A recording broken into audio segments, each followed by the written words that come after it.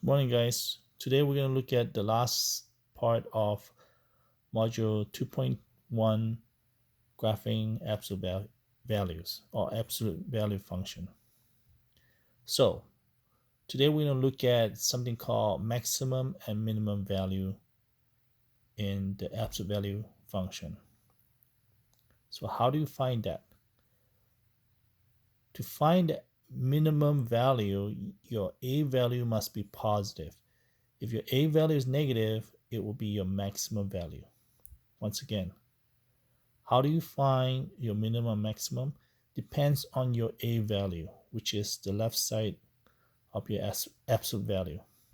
If that number is positive, you will have a minimum value.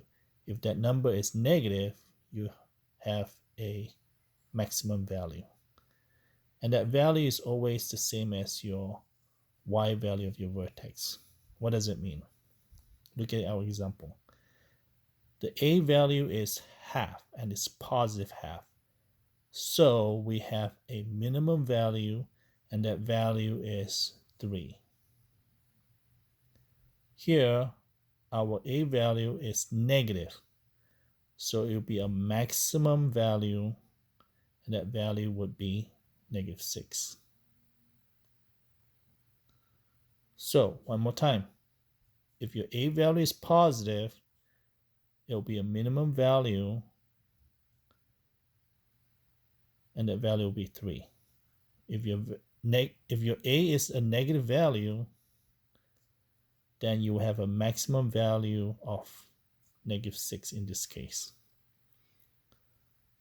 The next thing we're going to look at is whether the absolute value opens narrow, wider, or the same as the parent function. Once again, it depends on your A value.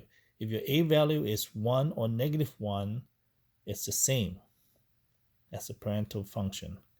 If your A value is greater than 1 or less than negative 1, it'll be narrow. If your A value is between 0 and 1 or 0 and negative 1, it'll be wider. For example, if you look at your first function, f of x equals to absolute value of x minus 1, the A value is 1, it's positive, so it's the same. The second example is negative 1, so it's the same.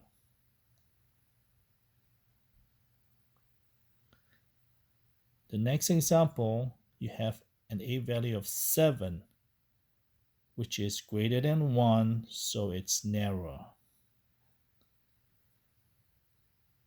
If it's negative 2, it's less than negative 1, so it's narrower.